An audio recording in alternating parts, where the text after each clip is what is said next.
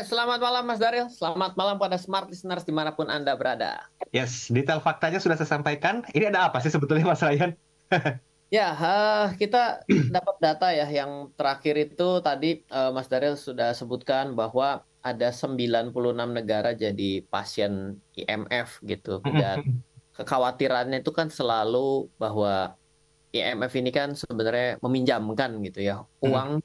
Kalau kita pribadi gitu yang namanya butuh uang ya kita bisa pinjam ke teman ya kan, atau bisa pinjam ke saudara ya yang mungkin lebih ringan, lebih gampang, lebih longgar, atau kan kita bisa pinjam ke bank. Kalau kita kepepet kita bisa pinjam lagi ke pinjol. Nah, kita juga bisa pay later, lalu kita juga bisa pinjam, paling repot adalah ke shark loan atau rentenir gitu ya.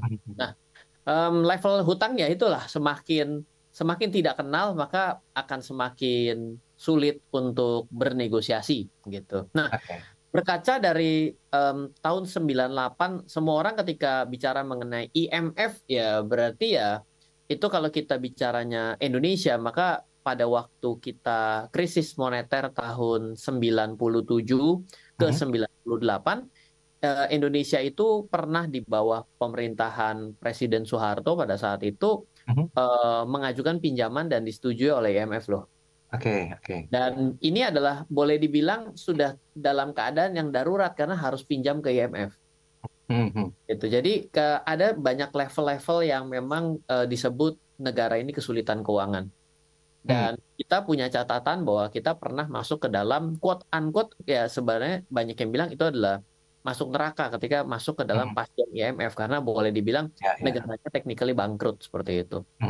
Dan pada saat itu total hutang kita saya coba refresh itu cukup besar ya. Di tahun 97 pengajuannya 8,3 miliar ya di situ ya. Oke. By arrangement ya. 8,34 SDR tapi yang dicairkan hanya 3,67. Tapi total jenderal kita itu baru lunas ya.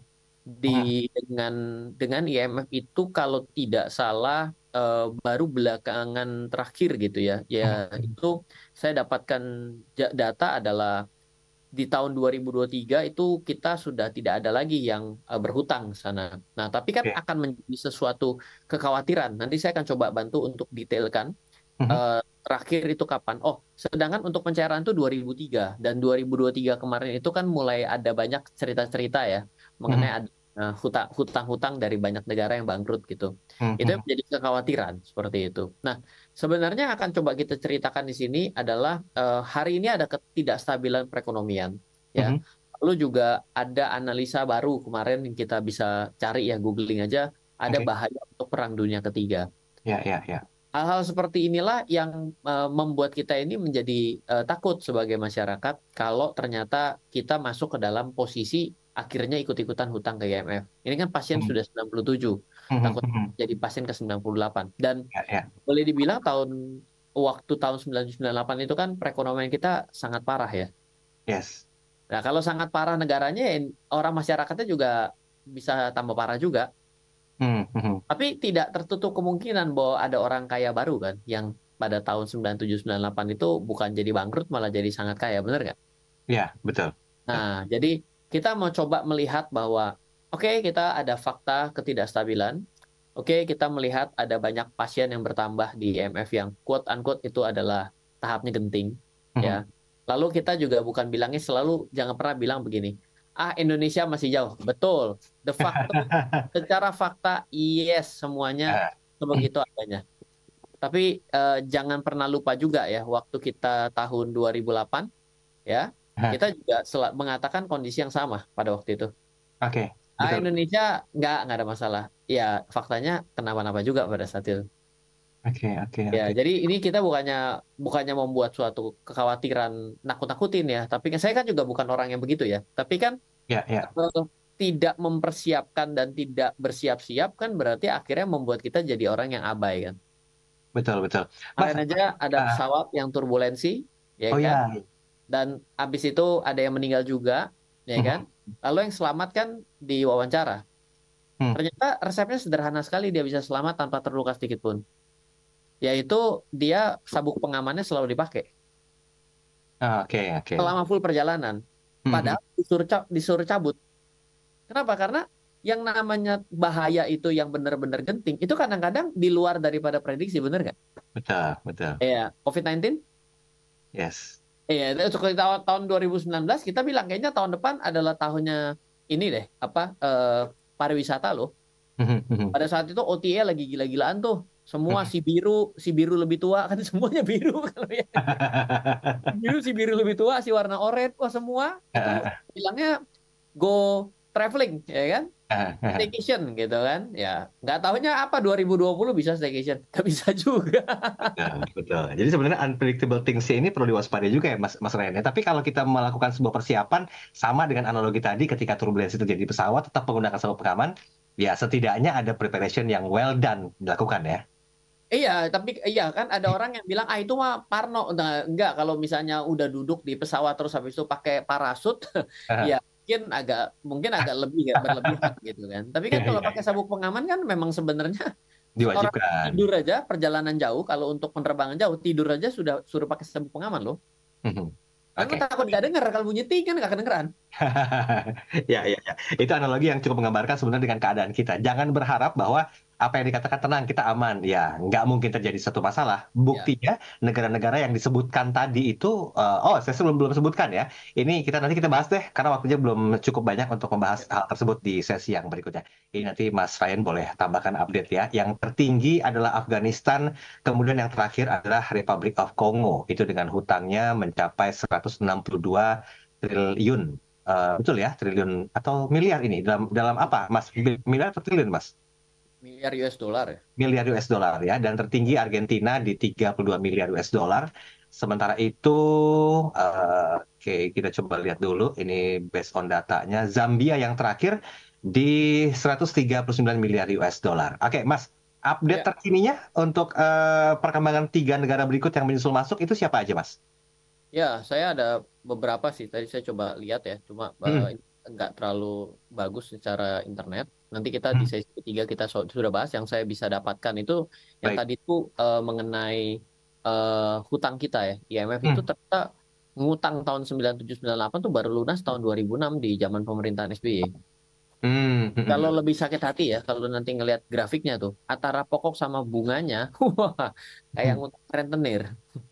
Oke. Ya, ini catatan yang mengerikan di luar siapa namanya, tapi yang menjadi catatan mereka sedang berada dalam masalah dan kita prihatin pasti.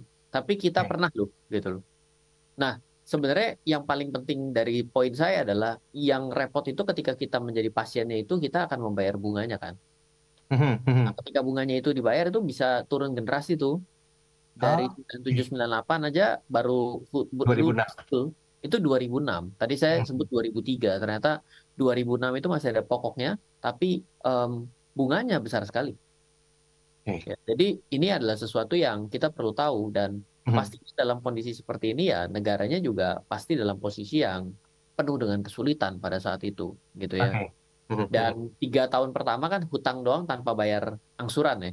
Mhm, Mulai mhm. 2001 tuh baru mulai ada bayar masih ngutang plus ngangsur kan gitu kan. Mhm. Jadi poinnya itu adalah ya disitulah yang kita mesti melihat ya bahwa eh, pada akhirnya negara itu ya berhutang, ya kita sebagai masyarakat juga harus kelola hutang dengan baik. Ya. Kita coba main dengan dua sudut pandang ya. Pada Mhm. saat ini kekhawatiran seperti yang dikemukakan oleh Bapak Presiden gitu ya, bahwa bagaimana kita mengelola hutang negara itu bukan urusan kita ya. Oke. Tapi ada beberapa poin yang ada hubungannya dengan kita. Kenapa? Karena pastinya kan yang namanya negara isinya adalah kita semua kan. Mhm. Nah, jadi yang membuat menjadi tidak stabil itu kalau kita menjadi overreaktif terhadap setiap berita. Ya, ya, ya. Ya, saya ingat sekali pada tahun 97-an itu kalau nggak salah ada kejadian ras pada bank. Betul. Ya, itu 98 ya. Haha. betul. Itu semua antri di ATM, semua ATM habis. Mhm, mhm. Ya, padahal berdasarkan data yang kita coba lihat selanjutnya, sebenarnya tidak separah itu. Tapi jadi parah karena kita tarik sama-sama. Iya, keras Kenapa? ya. Karena kan yang namanya bank, ya kalau bank itu kan sebenarnya simpan dan minjam. Berarti kan dia adalah ngeduitin uang yang masuk Mhm. dengan dikelola dengan skala manajemen risiko, Mhm. keluar di BIN, ya kan, harus ada rasio perhitungan gagal bayarnya. Bunganya itu kan yang dibagikan untuk bayar bunga tabungan dan deposito kan. Mhm. Mhm. Ya itu kan adalah bisnis bank yang pertama. Bisnis yang kedua ya berarti fee base. Ya transfer apapun kena fee, transfer apapun kena fee kan, berarti ada dua permainan di situ kan. Mhm. Nah sekarang kalau masih lagi dipinjamin kepada pihak lain, tiba-tiba ditarik rame-rame sama kita, ya berarti kan dia namanya apa tuh? Kesulitan likuiditas dong. Mhm. Kan Mhm. kita boleh tarik nih tabungan kita. Tapi kalau sekarang semua orang yang nabung di bank tarik dari bank itu, ya masih nyangkut sama yang ngutang. Yang ngutang kan nggak bisa lunasin Iya, cepet-cepet. Ada betul, perjanjian ya, betul nggak? betul. Ya, ya, ya, ya. Berarti dampak kepanikan kita berdampak kepada tempat lain juga, ya Yes, kan? yes, yes. Nah, lain daripada itu kita juga lihat dari sudut pandang yang ngutangnya. Mhm. Mhm. Nah, yang hutang ini apakah memang dalam kondisi sehat? Nah, sebenarnya kalau kita ngajuin pinjaman, bank itu sudah punya skala manajemen risiko untuk mengukur seseorang sehat atau tidak, betul nggak? Betul, setuju. Tapi kalau kita melakukan tindakan manipulasi, sebenarnya lagi ngebodohin bank atau ngebodohin diri sendiri, ayo? Iya, iya. Kapabilitas untuk pengembaliannya juga mungkin nggak selancar apa yang kita manipulasi ya. Ya sudah pasti namanya orang manipulasi. Misal saya bilang gaji saya berapa, kita ngajuin kartu kredit saja deh. Mhm. Gajinya berapa? 4 juta. Oh jangan, kok nggak bisa kalau 4 juta. Saya bikinin slip gaji ya 25 juta. Mhm. Lah ya kan tiba-tiba kita seolah-olah bergaji 25 juta, bener nggak? Ya, ya. Dapat kartu kreditnya, wah limitnya 10 juta. Tiba-tiba punya pendapatan 4 juta, limit 10 juta. Mampu bayar nggak? Ya. Secara logika nggak bakal mampu bayar. Kan kita bilang, loh namanya dicicil. Nah, mulai di situlah muncul sesuatu. Kenapa yang biasanya megang 4 juta tiba-tiba dapat 10 juta? Mhm. Gatal dong nggak dipakai kan? Betul. Jadi poinnya itu dimulai dari kita melakukan tindakan bukannya bank tidak punya barikade. Tapi kan kalau Mhm. kita sudah niat untuk melakukan tindakan manipulasi, masih lama-lama kan maling duluan apa polisi duluan lebih pintar? Maling. Maling dulu ya pasti. Lebih Iya. manipulatif ya soalnya. Iya, jadi kan ini saling mengupgrade. Yes, yes, yes, yes, yes. Nah, ini jadi masalah. Hmm, Kita tapi gini, Mas, memulai dengan membodohi diri sendiri sebenarnya. ya dengan skenario ini apakah juga menjadikan bahwa negara itu ya bukan, saya nggak bilang terkesan manipulatif ya, tapi melihat kapabilitas sebuah negara dengan pertumbuhan ekonomi yang tidak signifikan sehingga hutangnya mampu untuk sehingga mampu untuk dinyatakan berhutang itu kan berarti kan resikonya cukup tinggi ya.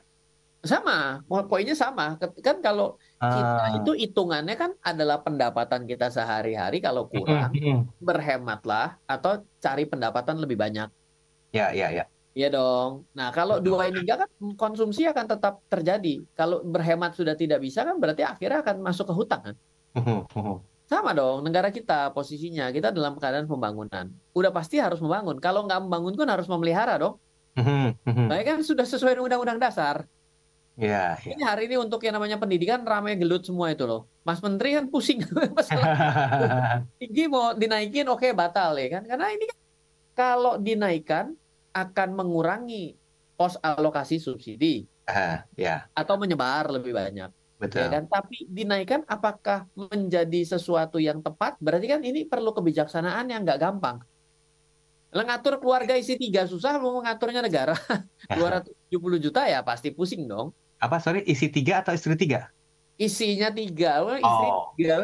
ya enggak. Tadi saya takut salah dengar, maka saya coba konfirmasi gitu. Ya ini dia ini ciri-ciri ini kalau minggu depan katanya mau ada rolling begini, hantem Enggak. habis. Klarifikasi loh. Jadi Oke. poinnya tuh kan sama seperti negara kan bosnya. Sekarang kalau negara itu tidak bisa berhemat, ya kan karena jumlah penduduk makin banyak, lalu tingkat kesejahteraan harus ditingkatkan, pelayanan harus lebih baik, ya kan? Berarti kan harus meningkatkan pendapatan. Ya, ya, ya. Salah satu yang meningkatkan pendapatan itu kan adalah devisa, ya, dan juga apa? Ya itu pajak. Hmm. Ya makanya kan pajak ini PPN aja 2 tahun kan ngebut 10, 11, 12 toh. Tahun Ya, depan 12 kan? Ya kan betul, 12 12. 2025 ya. 2025. Iya. 20, ya, 2000 sekarang 2024. 24, Iya. 24. Tahun Tahun depan lagi gitu. Ya 12. itu kenapa ya? Pasti karena ada kebutuhan juga ya, maka secara otomatis ya adanya pendapatan negara yang harus ditambah. Itu kan Hmm. akan membuat akan kembali menjadi sehat. Oke. Akan kembali menjadi sehat dengan adanya pendapatan yang mencukupi, maka bisa membayar pengeluaran, ya kan? Mhm. Berarti kan ini akan harusnya tidak defisit, ya kan? Nah, kalau kemarin akibat pandemi itu kan ada defisit anggaran tuh harus Ya, diatur ya. betul ulang oleh Bu Sri Mulyani kan? Betul, betul. Ya, nah jadi prinsip dasarnya tuh sama seperti kita untuk ngelola keuangan pribadi, tapi ini versinya lebih giga aja, lebih gede gitu ya. Oke, baik, baik, baik. Satu lagi, satu lagi. Ini ada pertanyaan yang masuk nih. Saya bacakan satu dulu deh. Yang pertama ada sebentar tadi ada Ibu Feby. Selamat malam, Mas Ryan dan juga Mas Daril. Bahasannya, bahasannya berat nih, karena mikirnya ke spektrum negara dan juga secara holistik yang lebih luas dan juga global. Nah, yang ingin saya tanyakan apa do and don'ts yang perlu dilakukan oleh Indonesia agar tidak masuk ke amit-amit dan tanda kurung ya 97. Hah, itu kalau saya tuh yang dilakukan Indonesia ada juga yang harus dilakukan kita. Hmm, hmm. Kita tidak bisa seolah-olah adalah kita bukan bagian dari Indonesia terlebih dahulu. Oke. Kayak tadi kita tidak panikan. Hmm, Lalu hmm. kalau kita juga dalam posisi yang sehat, maka kita juga akan membantu negara kita untuk sehat. Kalau kita sehat secara keuangan, ya secara otomatis misalnya kita ini tidak bagian dari yang mendapatkan subsidi. Yang Hmm. repot kan pura-pura nggak mampu biar dapat subsidi. Ini kan lucu nih. Ya, ya, ya, ya. Nah ini kan akhirnya tidak membebani negara. Hmm. Berarti kan itu salah satu upaya kan. Lalu bagaimana kita itu melihat adanya harus ada sumbangsih kepada negara. Contohnya, kan kita ada yang namanya sejak zamannya Pak SBY itu ya, ada namanya Hmm. obligasi retail negara kan, ORI. Saya ingat banget ORI 001 tuh. Hmm. Nah, itu kan sebenarnya bagaimana negara berhutang kepada rakyatnya. Oke, ya, ya, Bahkan ya. banyak jargon begini, orang Indonesia tuh kaya-kaya.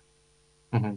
Lah ya buktikan dengan cara kamu daripada susah ini dikasih ada obligasi negara ya retail ya dengan nilai plafon yang bisa lebih besar. Dulu mah cuma 2 miliar kalau nggak salah ya, naik Mhm. 5 miliar bisa 10 miliar. Itu kan kita bisa menghutangi negara untuk keperluan perkembangan dan juga pembangunan negara. Lalu kita mendapatkan insentif terhadap perpajakan karena pajaknya cuma separuh daripada kita nabung di dan deposito. Mhm. Itu kan berarti salah satu program cinta negara. Program cinta negara doang tanpa bunga kan nggak mau. Nah ini kan ada Betul. program cinta negara dikasih bunga dan insentif ya, mestinya kan mau. Ya kan Yes. jadi harus kita mulai dari diri kita dulu. Kita nggak bisa bilang apa yang harus dilakukan negara. Ya harus ngatur itu gimana Ya, ya. caranya. Jangan bawang putih aja tiap hari makan bareng bawang merah, bawang putihnya defisit impor terus. Dia curhat. Iya bener loh. Iya, iya, Itu Mas. bawang putih nasional itu kalau dihitung cuma 3% loh. Mampu mencukupi. Ya 97-nya ngambil dari mana yuk? Ya, di pasaran berapa sekarang per kilonya? Oh, nggak tahu. Oh, nggak Lu dagang tahu. bawang, lu jangan gitu dong ngomongnya.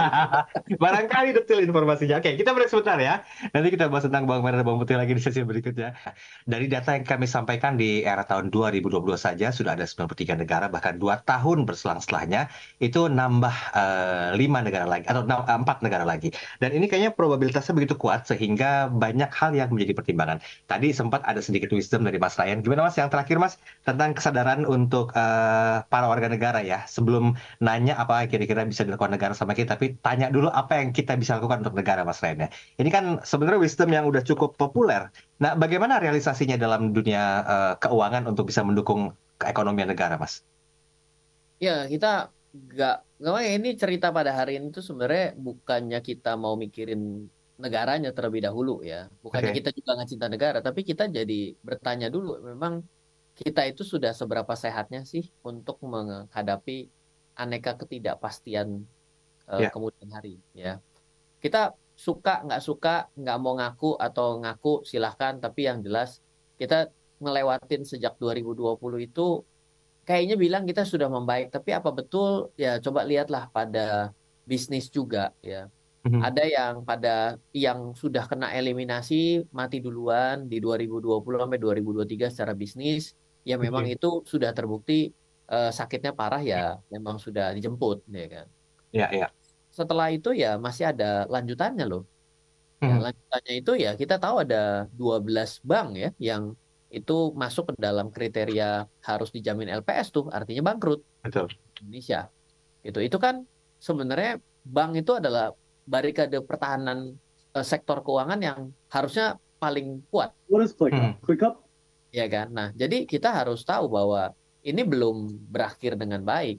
Nah, jadi kalau sekarang kita berbicara bagaimana kita bisa membantu negara, sebenarnya kita itu mulailah dengan menjalani diri kita ini dengan baik.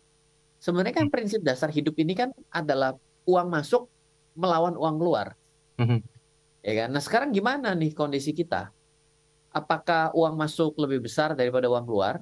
Bagus. Nah, pertanyaannya kalau lebih banyak uang masuk dibanding uang keluar, nah selisih antara uang masuk uang keluarnya pergi kemana? Ya, ya. Nah, poin itu dulu. Nah, kalau itu bisa ditata dan diatur, nah, aman. Berarti kita siap untuk kondisi ke depan. Hmm, Nah, sekarang yang paling repot itu kan yang adalah yang uang masuk lebih kecil daripada uang keluar. oke. Ya, ya. Diselesaikan cara apa nih? Ini yang pertanyaan gitu kan. Hmm, hmm, hmm. Nah, ya sama kalau negara itu kurang uang bagaimana? Ya berarti kan harus berhutang. Berhutang itu tinggal pilih hutang ke dalam negeri Mhm. atau hutang ke luar negeri. Ya. Kalau tidak ada lagi yang bisa minjemin ya harus ke ya IMF itu sendiri Hmm, gitu. hmm. Karena dalam posisi nggak ada yang bisa mempercayai kan.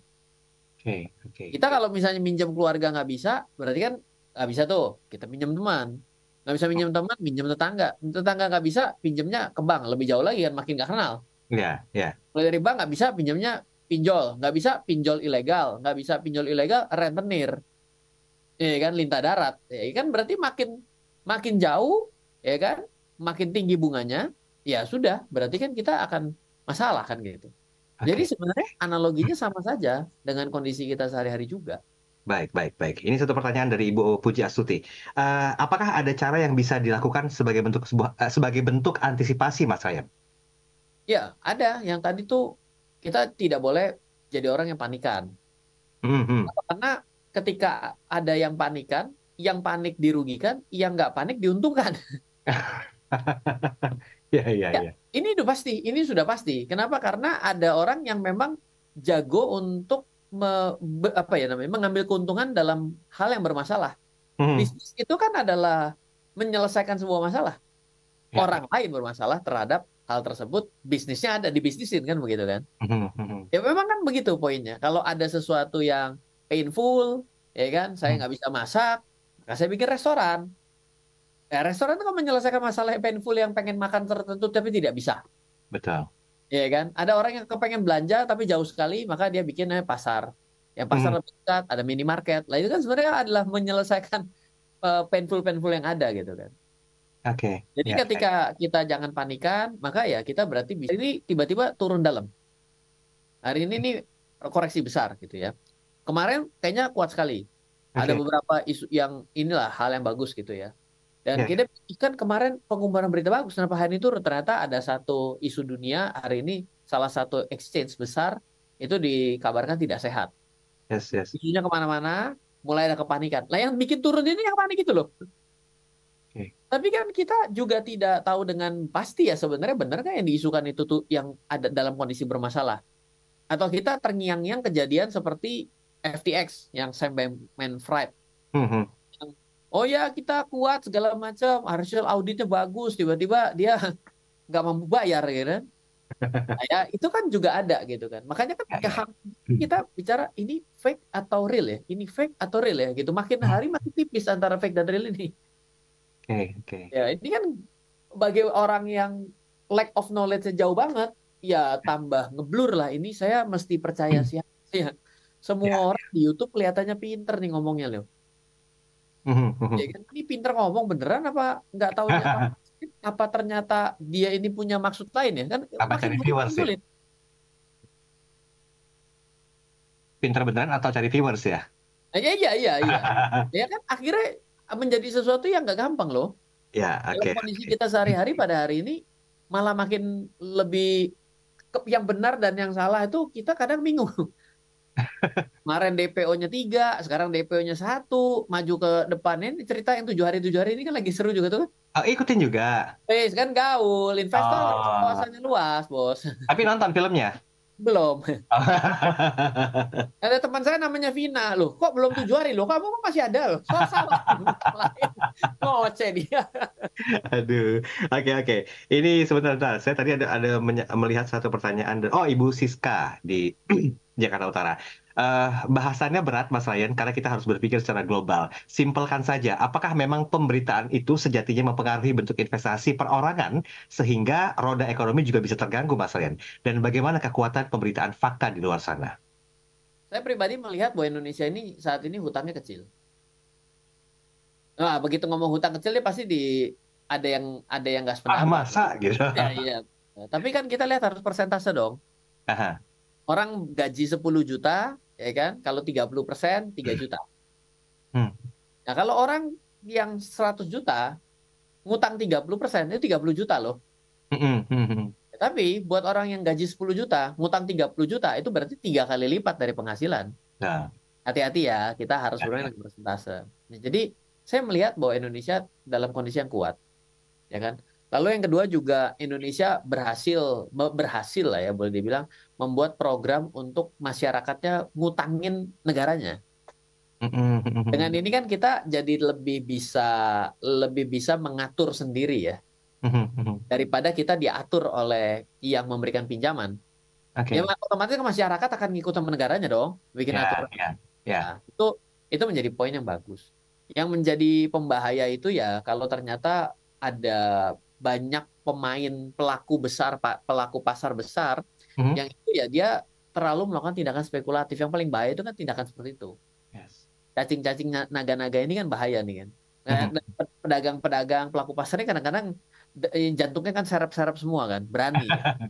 Ini agak bahaya di sini, ya kan? Kalau ternyata malah membawa hutang besar dari luar negeri, dolar udah 16.200 mau naik beberapa hari, itu Mhm. agak bahaya di situ kalau sampai ternyata tidak mampu melunasi hutang dan dia ternyata dia sudah melakukan hutang kepada bank bank dulu yang ada di Indonesia, tiba-tiba akhirnya Mhm. jadi gagal bayar, merembet panjang kan. Nah, hal-hal yang kayak gitu tuh yang agak bahaya gitu ya. Nah, Oke. kalau bicara mengenai investasi ya kita masih lihat bahwa kalau investasi-investasi yang pada saat ini tuh yang memang lebih menarik, suka atau tidak kita masih lihat yang adalah yang komoditi. Mhm. Karena Mhm. fluktuasi pada akhirnya, ya kan? Karena komoditi itu semakin tidak stabil dunia, maka akan semakin menarik. Hmm. Ya, contoh kayak emas loh, ini pecah rekor terus-terusan. Ya kan? Waktu kemarin emasnya naik, kita bilang hati-hati, ya jangan dibeli. Begitu naik saya di demo orang. Nah juga saya bilang tidak kasih tahu agar jangan spekulatif ya kan. Mas saya nggak beli kemarin. Ya siapa yang tahu kok lampu kristal. Si itu kemarin pas harga 1.600 US dollar nggak mau dibeli. Ah, Ya oke, kira-kira gitu. oke. Jadi sebetulnya ekstra waspadanya ini perlu dimulai sejak sejak apa ya? Bukan sejak dini sih sebetulnya, tapi sejak sejak kita mulai berinvestasi, Mas Ryan. Enggak, kalau saya bukan sejak berinvestasi, sejak seseorang itu mulai dia independen berpendapatan dan berbiaya sendiri, secara Oke. otomatis dia harus take care. Karena Hmm. permasalahan dia itu akan membawa ke permasalahan yang lebih jauh. Mhm. Mhm. Ada orang nggak mampu bayar, nggak pendapatannya kurang, dia minjam, ya kan? Dia Ah, minjem ke bank, nggak bisa bayar. Minjem pinjol nggak bisa bayar, satu orang. Lalu kan pasti terjadinya 50% penduduk Indonesia modelnya sama semua. Ya repot. oke, oke, oke. Ini Jadi berpengaruh nggak itu sebetulnya? global. Iya, oh iya, baru saya mau tanya, berpengaruh ke sisi global nggak sih? Ya, iya jadi isu nasional kan? Iya, iya. Otomatis dong. Ada kalau semuanya modelnya tidak sehat dalam keadaan keuangan, ya akan menjadi tidak sehat dalam status negara kan? Oke, oke. Berarti Iya. mesti ekstra waspada juga ya untuk menyikapi banyak hal ya. Ya, kalau kitanya di sini kan yang penting itu pendidikan secara akademi oke ya. Berarti kan formal ya kan. Mhm. Ada pendidikan informal, ada soft skill ya kan. Salah Hmm. satu skill itu kan ada mengelola keuangan menurut saya penting sekali. Ya. Ya kan karena mau orang itu punya ini sekarang profesi apapun ya. Mhm. Ada nggak yang berhasil jadi orang kaya dan jadi orang miskin? Ada. Ada. Ada dokter tambah hari tambah kaya. Ada dokter dari dulu sampai sekarang bentuknya gitu-gitu aja.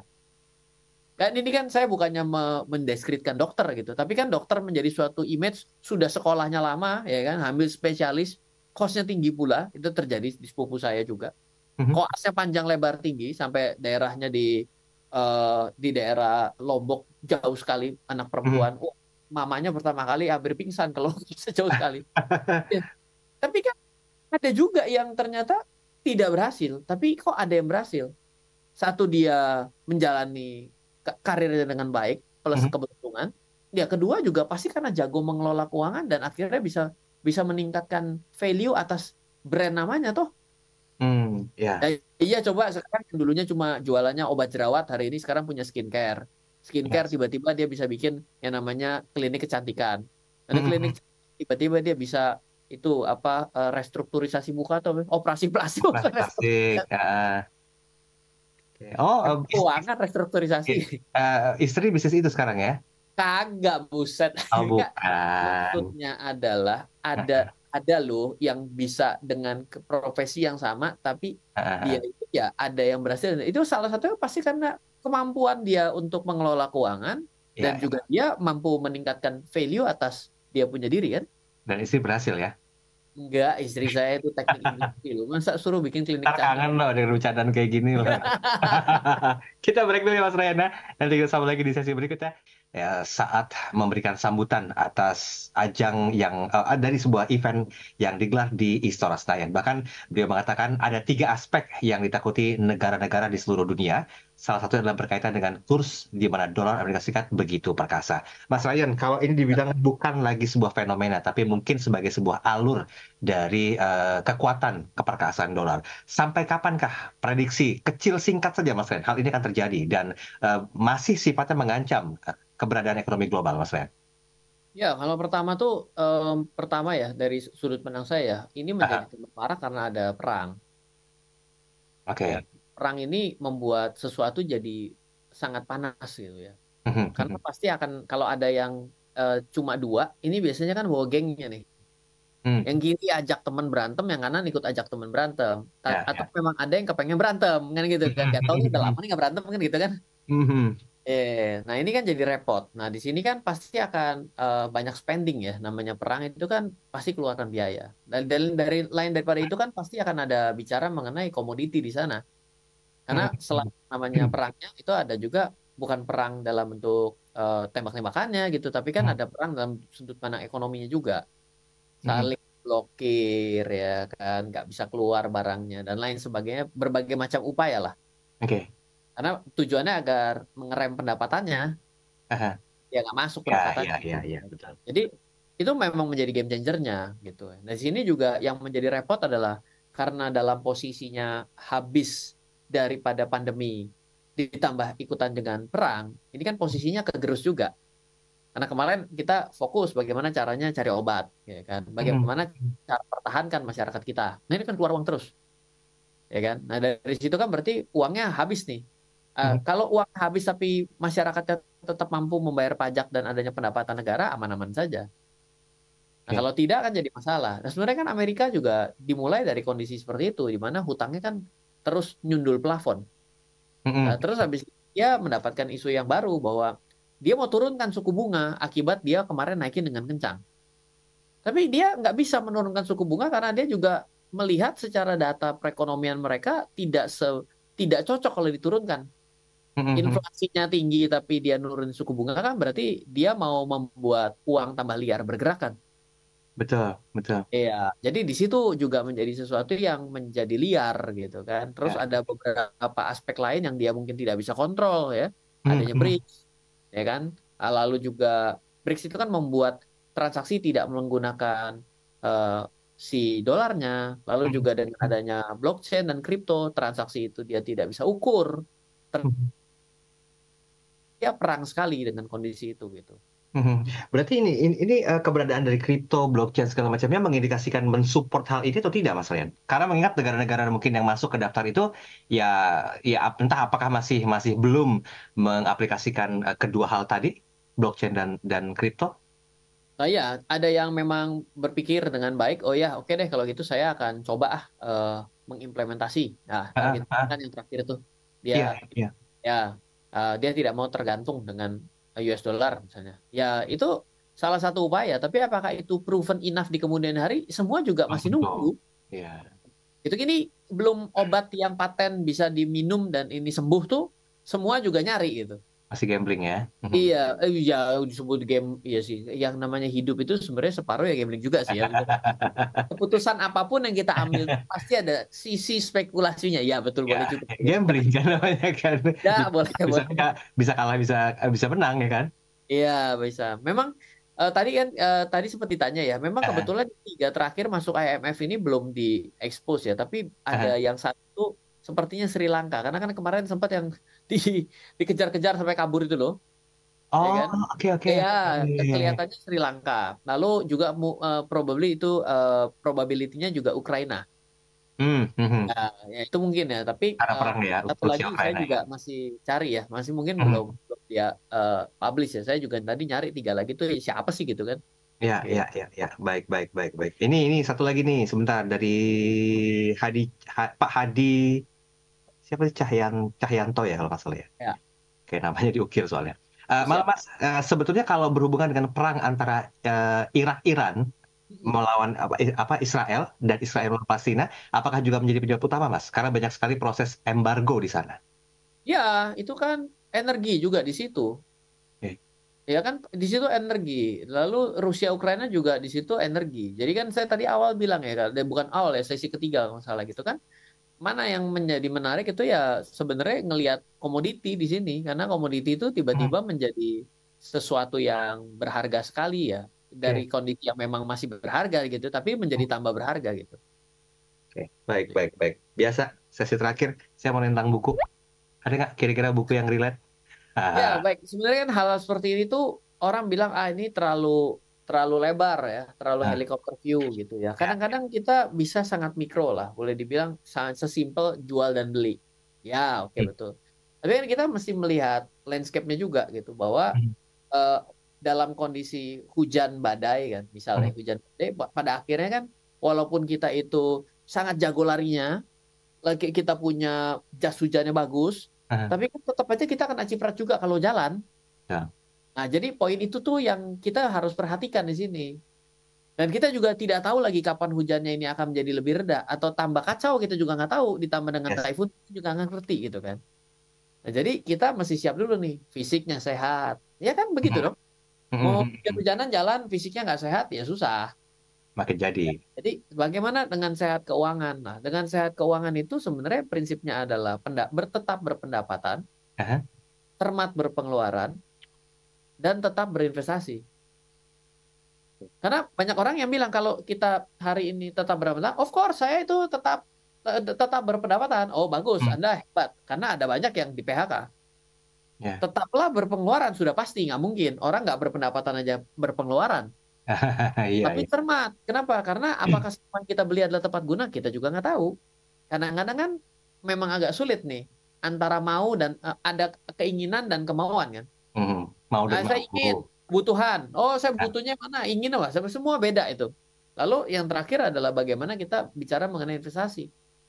Karena banyak orang yang bilang dalam keadaan begini, mas saya tunda dulu investasi, tunggu membaik. mhm. Ya, karena tunggu membaiknya kita nggak sadar bahwa tunggu membaik loh. Ya, ya. Coba kita tahu apakah tahun 97, 98, 99, 2000 dan habis itu terbang ke bulan? Nggak tahu loh. Kita nggak tahu 2007, 2008, 2009, 2010 meledak yang namanya properti. Nggak ada yang tahu loh. Ya.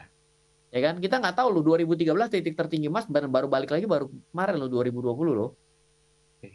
Nah, jadi artinya nggak bisa kita bilang kita tunggu menjadi baik. Kenapa? Karena kita tunggu menjadi baik setelah kita lewat kita baru tengok belakang. Betul. Udah reda loh. Iya, Melewati tapi proses kita ya. nggak dapat apa-apa.